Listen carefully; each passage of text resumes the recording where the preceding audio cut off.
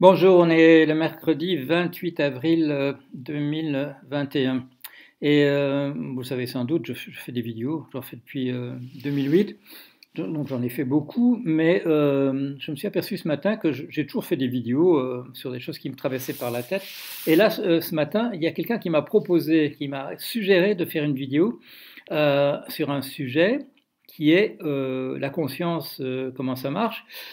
Et parce que cette personne a vu que j'en parle occasionnellement, des idées que j'ai sur la conscience, que j'ai fait je fais un article quand même conséquent, je veux dire, je sais pas, il fait une quarantaine de pages sans doute, en 99. Ça s'appelait pas la conscience, c'était l'époque où on mettait des titres incompréhensibles il fallait que les gens devinent de quoi ça parle. Ça s'appelait, si je me souviens, Le secret de la chambre chinoise, mais ça parlait de la conscience. J'avais mis tous les éléments dont je disposais sur ce que je comprenais de la conscience. Et le plus gros de ce que je comprenais, ça venait de ma formation de psychanalyste, d'avoir réfléchi à ça, parce que vous le savez, c'est une notion absolument centrale chez Freud, la conscience, par opposition à l'inconscient. Parce qu'il avait mis l'accent, il a attiré l'attention sur tout ce qui se passe chez nous et qui ne demande pas que la conscience soit là. Par exemple, de dormir la nuit, ça ne demande pas que la conscience soit là, mais il y a aussi des tas de choses que nous faisons sans véritablement que la conscience soit là. Des choses que nous faisons par réflexe ou, comme on dit, machinalement. Bon, tout à l'heure, je me suis posé la question, est-ce que je suis déjà allé voir la boîte aux lettres s'il y avait du courrier? Je pourrais me dire, parce que je ne connais pas la réponse, est-ce que c'est parce que ma mémoire est particulièrement mauvaise? Non, c'est parce que c'est des choses qu'on fait machinalement. On les fait machinalement, c'est-à-dire qu'en fait, la conscience n'est pas vraiment là. Si au moment où j'étais sorti, si quelqu'un m'avait interpellé, là, un voisin d'en face, là, voilà, pop, je serais arrivé, ma conscience se serait rallumée, aurait pensé au fait que je suis dans la rue en train de vérifier s'il y a du courrier. Dans ce que nous faisons dans la vie de tous les jours, il y a très peu de choses finalement qui réclament la conscience, parce qu'il y a beaucoup de choses qui se font machinalement. Quand vous apprenez à conduire, vous vous concentrez sans doute, comme on dit, on se concentre, et chaque fois qu'on change de vitesse, on se dit, voilà, je suis en train de changer de vitesse, il ne faut pas que j'oublie que je suis là dans la seconde et que je passe en troisième, que voilà, maintenant il faut que je freine, il faut que pas que j'oublie de débrayer pendant que, si je vais m'arrêter, et ainsi de suite. Après, tout ça devient du machinal, effectivement, tout ça fonctionne de soi-même. On n'est pas là à conduire avec quelqu'un à côté de soi et en disant écoutez une seconde, je vais devoir vous laisser un instant parce que je vais devoir me concentrer sur le fait que je dois changer de vitesse. Non, tout ça, tout ça se passe. Donc il y a des moments où on est inconscient. Il y a beaucoup de choses qui se passent sans que la conscience soit nécessaire. Et puis il y a un certain nombre de choses où on a l'impression quand même que la conscience est indispensable. Quand on se dit, je pense à l'époque où on faisait ça encore dans des agendas où on notait quelque chose. Maintenant, tout ça est devenu automatisé. Si vous avez un ordinateur, une tablette, tout ça, on vous rappelle que vous devez aller chez le dentiste mercredi prochain à 16 heures. Donc, avant, on avait un agenda, il fallait sortir, ou bien on le retenait. Et alors de temps en temps, quand il y avait j'ai marché sur quelque chose de vraiment très dur. Tiens, ça me rappelle que la semaine prochaine, je vais devoir aller chez le dentiste à 16 heures mercredi. Ou bien on se souvient qu'on pense au fait qu'on doit acheter du beurre et on se verse un verre de lait. On dit ah oui tiens ça me rappelle que quand j'irai à la boutique la prochaine fois, il ne faut pas que j'oublie de prendre du beurre. Tout ça a été comme ça. C'est-à-dire que les choses qu'il fallait faire dans l'avenir, c'était un souci. Voilà, c'était un souci qu'on se donnait. On lui donnait une date. Il était daté, il était horodaté. Et c'était inscrit quelque part dans la mémoire. Et ça se rappelait par association. Quand il y avait des choses qui ramenaient ce souvenir en surface. Alors, il y a quand même un certain nombre de choses où on a l'impression qu'on a vraiment besoin de la conscience. Par exemple, on va se donner un autre souci, et ce souci, ce sera de résoudre un problème. Voilà. De calculer la valeur de quelque chose qui demande un calcul, il y a des additions à faire, il y a des multiplications à faire. Alors là, il y a un algorithme, comme on appelle ça maintenant. Enfin, ça fait longtemps qu'on appelle un algorithme, mais maintenant on appelle souvent des programmes, simplement des programmes d'ordinateur. On appelle ça algorithme.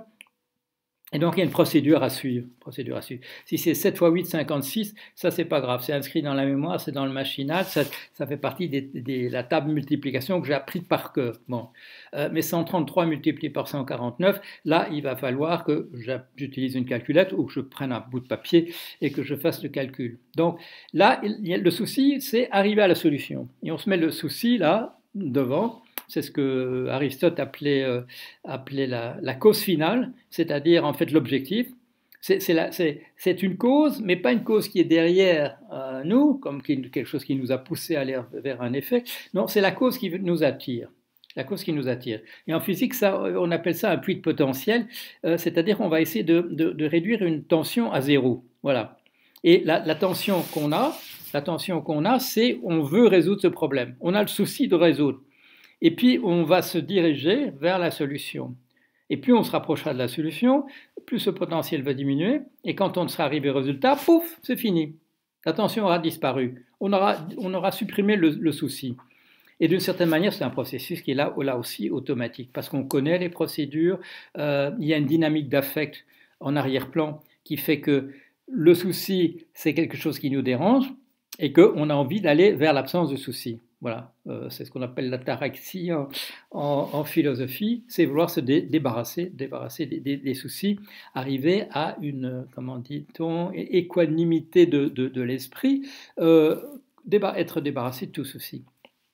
Et c'est en fait, quand on réfléchit dans cette perspective-là, on se rend compte que nous avons vraiment envie de nous débarrasser de nos soucis. C'est quelque chose qui nous agite en permanence. On peut avoir aussi des soucis permanents. Si on a des problèmes d'argent, on a ce souci de gagner de l'argent en permanence et ça vous sabote la vie. On sait bien que c'est beaucoup plus agréable de ne pas avoir souci d'argent ou de ne pas avoir mal aux dents ou de ne pas devoir aller acheter des chaussures et des choses comme ça, que tout ça soit déjà résolu. Et là, la conscience est là, mais plus on fait de la psychanalyse, comme qu'on la pratique, en ayant des analysants, plus on réfléchit aux questions et plus on s'aperçoit qu'il y a peu de choses qui finalement requièrent cette conscience. La preuve, c'est que les machines intelligentes peuvent faire la même chose sans avoir la conscience. On sait qu'elles n'ont pas la conscience. Évidemment, on pourrait dire c'est comme les animaux, ils ont peut-être la conscience, mais comme ils ne parlent pas, ils ne peuvent pas nous le dire. Ben, enfin bon, on ne croit pas que ce soit nécessaire. Et de toute manière, on ne se dit pas en intelligence artificielle, et ce type-là de problème, on ne pourra le résoudre que quand la machine sera consciente. Non, on a l'impression qu'on peut faire tout ce qui est intelligent d'un être humain sans avoir besoin de la conscience. C'est-à-dire, d'une certaine manière, c'est dans la perspective qu'avait ouverte M. Ivan Pavlov. On parle de processus pavlovien, c'est-à-dire des choses qui se produisent de toute manière automatique. Stimulus-réponse, voilà. Et quand moi j'avais fait un bouquin sur l'intelligence artificielle, en parallèle avec le fait que je faisais un projet d'intelligence artificielle, un truc qui s'appelait Anela, il m'était apparu qu'on pouvait décrire le processus de parler, réfléchir, dire des choses, dialoguer, comme un processus pavlovien. On peut le décrire entièrement d'un bout à l'autre comme du stimulus-réponse. Sachant que nous avons des stimulations qui ne viennent pas nécessairement du monde extérieur, nous avons des stimulations qui nous viennent du monde intérieur. On a faim, on a soif, on a envie de faire des choses, et aussi on se rend compte qu'on réagit à ce qu'on dit soi-même. Il y a des cas flagrants, comme la honte. Je dis un truc, et puis merde, c'est pas du tout ça que j'aurais dû dire, c'est même très gênant, etc. J'avais pas l'intention de me rendre honteux. C'est venu comme ça, automatiquement. En fait, j'ai été honteux quand j'ai entendu ce que je disais moi-même, quand je me suis entendu le dire. Et ça, cette idée qu'on dit des choses sans en être conscient, sans qu'il y ait une volonté délibérée de le faire, il est central au processus de la cure psychanalytique. C'est quand on s'entend dire des choses qu'on ne reconnaît pas, quand on est obligé quand le psychanalyste ou la psychanalyste vous fait répéter en disant vous avez entendu que vous aviez dit qu'a dit cela et que vous êtes obligé de dire je me suis entendu dire cela, mais ce n'est pas du tout ça que j'avais l'intention de dire, et en fait je suis aussi surpris que vous de m'être entendu dire ce genre de choses. Et c'est là que des vérités cachées à soi-même arrivent en surface. Donc, vous voyez, plus on réfléchit à la conscience, bon, on sait que ça existe. Je sais bien que le matin, quand je me réveille, ça prend un certain temps, et tout à coup, bon, je passe d'un moment où il y avait peut-être un peu de rêve qui flottait, une conscience en tout cas très très minimale qui venait après un moment où il n'y avait pas de conscience du tout, et ma conscience réémerge. Donc je peux dire, maintenant je suis conscient, maintenant je fais des choses consciemment, etc. Quand je dis consciemment, ça ne veut pas dire nécessairement qu'il y a un truc, intention, volonté, ma conscience convoque la volonté, qui la volonté, je lui dis, produit une intention. Une fois que l'intention est là, c'est le but que je m'assigne. Non, tout ça s'enchaîne. Tout ça s'enchaîne. Alors, la conscience, ça sert à quoi? Ça sert en tout cas pas à faire ce que toutes les machines intelligentes font, puisque c'est pas nécessaire. C'est pas à ça que ça sert. Pour le mettre dans la manière dont les anglophones le mettent, driver's seat. Est-ce que c'est dans le driver's seat? Est-ce que c'est sur le siège du conducteur?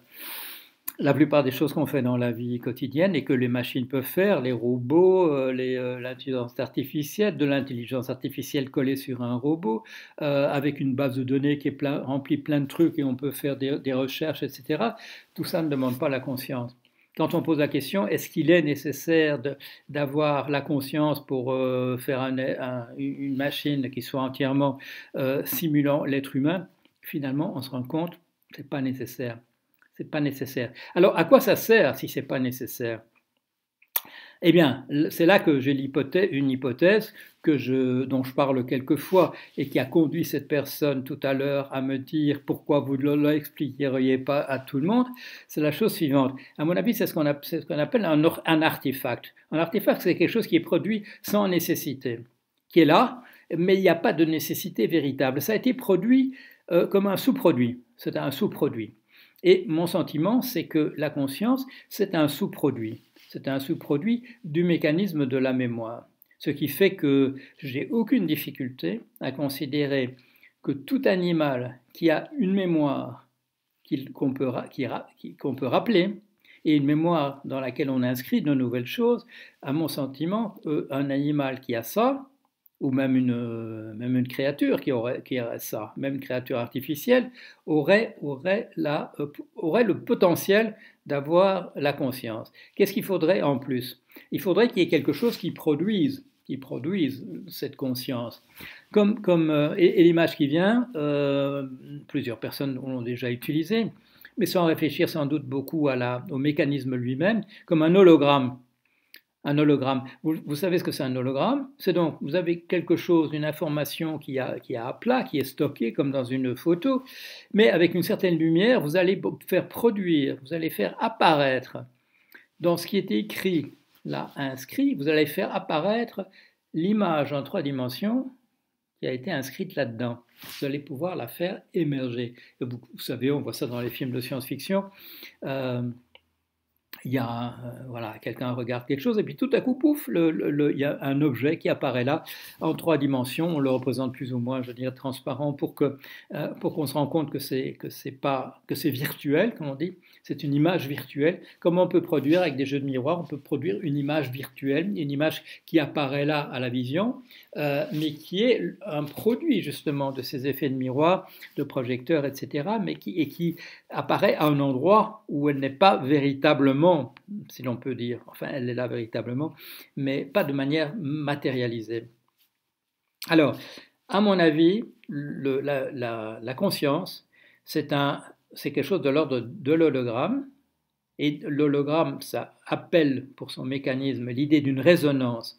C'est une résonance qui va faire que quelque chose qui est en 2 dimensions va apparaître en 3 dimensions. C'est parce qu'il y a des choses qui vont se mettre à résonner. Mais pas résonner comme produire un raisonnement, résonner comme un diapason, comme une cloche qui continue à résonner, des choses de cet ordre-là. Et on sait qu'on peut produire des interférences. Voilà, l'image qui me vient, c'est l'effet Larsen. Vous savez, on met les micros, on met les haut-parleurs, etc.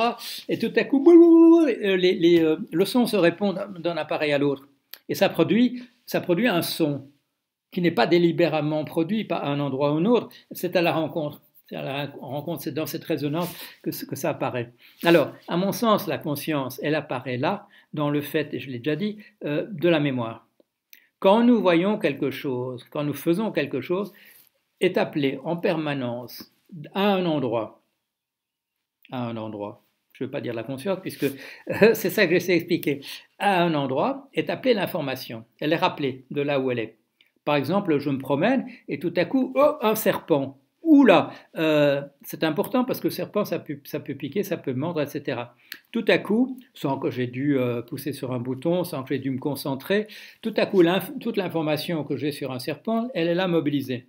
Il a reconnu que c'était un serpent parce que ça a matché. Il y a une représentation du serpent qui est venue coller à ce que je vois là. Plus toute l'info. Attention, ça va vite. Attention, ça peut se diriger vers toi. Attention, ça peut avoir des crocs. Attention, les crocs peuvent être venimeux. Attention, ce venin peut être extrêmement dangereux. Tout ça est arrivé là. Mais pendant que je fais ça, j'enregistre tout ce qui est en train de se passer. C'est-à-dire que j'ajoute à ma base de données sur les serpents, je suis en train d'ajouter l'information supplémentaire de celui que je suis en train de voir. Par exemple, c'est une couleur que j'ai peut-être jamais vue. Par exemple, j'ajoute le fait que c'est à tel endroit maintenant, à tel moment que je rencontre ce serpent, etc. C'est-à-dire que tandis que l'information serpent dans ma tête est en train de descendre vers un endroit, de ce même endroit, je suis en train d'envoyer de l'info dans le sens opposé sur les serpents. C'est-à-dire que je suis en train, pendant que je tire parti de ma base de données pour l'information serpent, je suis en train d'alimenter ma base de données avec l'information serpent. C'est-à-dire que je suis en train de produire une sorte de court-circuit qui vaut mieux appeler une résonance. Au moment où ça se croise, l'information serpent qui remonte et celle qui descend vont se croiser. Et à mon sens, c'est là qu'il y a quelque chose qui se passe et qui est de l'ordre de la conscience. À ce moment-là, je suis conscient de ce qui est en train de se passer. Je suis pleinement conscient de ce qui est en train de se passer. Quand je suis dans ce processus où il y a beaucoup d'informations qui descendent et beaucoup d'informations qui essaient de remonter. Alors, l'inscription dans la mémoire, elle n'est pas immédiate. Et on le sait bien parce que on sait que quand vous avez un accident et qu'on vous demande après qu'est-ce qui s'est passé, ça n'a pas été inscrit. Ça n'a pas été inscrit, il s'est passé quelque chose, ça n'a pas eu le temps de s'inscrire. Mais